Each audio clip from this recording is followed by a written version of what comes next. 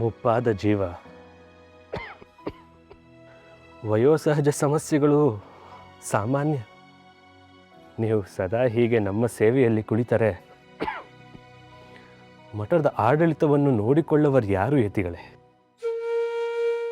ಗುರುಗಳೇ, ವ್ಯವಹಾರಕ್ಕೇನು ನೂರಾರು ಮಂದಿ ಸಿಗುತ್ತಾರೆ, ಆದರೆ ಗುರುಸೇವೆ ಮಾಡುವ ಸೌಭಾಗ್ಯ ಎಲ್ಲರಿಗೂ ದಕ್ಕುವುದಿಲ್ಲ ಅಲ್ಲವೇ? ಆಹಾ, ನಿಮ್ಮಂಥ ಮಹಾನುಭಾವರ ಕೈಯಲ್ಲಿ ಸೇವೆ ಮಾಡಿಸಿಕೊಳ್ಳುವ ಭಾಗ್ಯ ಆ ಶ್ರೀಹರಿ ನಮಗೆ ಕರುಣಿಸಿದ್ದಾನೆ. ಇದು ನಮ್ಮ ಪೂರ್ವಜನ್ಮದ ಸುಕೃತವೇ ಸರಿ. ತಾವು ನಮ್ಮನ್ನು ಮಹಾನುಭಾವರೇ ಎಂದು ಸಂಬೋಧಿಸುವುದು ಎಷ್ಟು ಉಚಿತ, ನೀವೇ ಹೇಳಿ.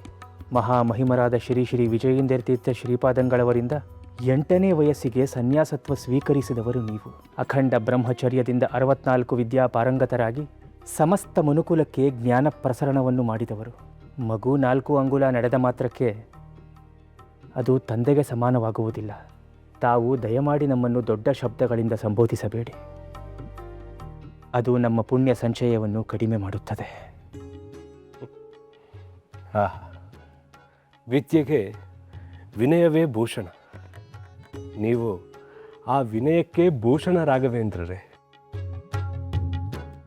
ಆದರೂ ನಮ್ಮ ಸೇವೆಗಿಂತ ಮುಖ್ಯ ಮಠದ ಆಗು ಹೋಗುಗಳನ್ನು ವಿಚಾರಿಸುವುದು. ಅದು ನಿಮಗೆ ಗೊತ್ತಲ್ಲವೇ? ಆಡಳಿತದಲ್ಲಿ ಸ್ವಲ್ಪ ಸಡಿಲ ಬಿಟ್ಟರೂ ನುಂಗಿ ನೀರು ಕುಡಿಯುವವರು ಕಾದು ಕುಳಿತಿದ್ದಾರೆ. ಭಕ್ತರ ಸೊತ್ತು ದುಷ್ಟರ ಪಾಲಾಗಬಾರದಲ್ಲವೇ? ಹೌದು ಗುರುಗಳೇ, ಅದು ನಮ್ಮ ಗುರುತರ ಜವಾಬ್ದಾರಿ. ನಾವದನ್ನು ಕಣ್ಣಲ್ಲಿ ಕಣ್ಣಿಟ್ಟು ಕಾಯುತ್ತೇವೆ. ಆ ನಂಬಿಕೆ ನಮಗೂ ಇದೆ. ಆದರೂ ಹಿರಿಯರಾಗಿ ಸಲಹೆ ನೀಡುವುದು ನಮ್ಮ ಕರ್ತವ್ಯ. ನೀವೊಬ್ಬರೇ ಆ ಜವಾಬ್ದಾರಿಯ ಭಾರ ಹೊರುವ ಶ್ರಮವನ್ನು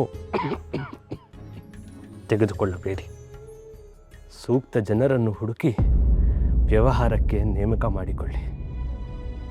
ನೀವು ಸಾಧ್ಯವಾದಷ್ಟು ಪ್ರವಾಸವನ್ನು ಮಾಡಬೇಕು.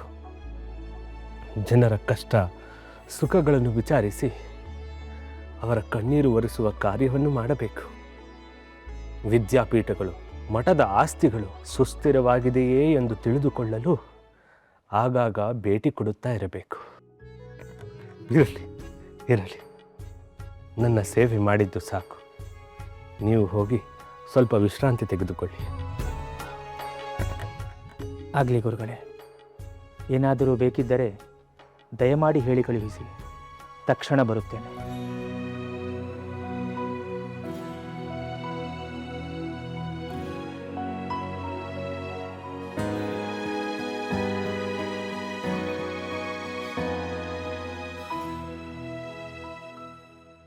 ಎಂತಹ ಶಿಷ್ಯರನ್ನು ಕರುಣಿಸಿದೆ ಶ್ರೀಹರಿ. ಧನ್ಯೋಸ್ಮಿ.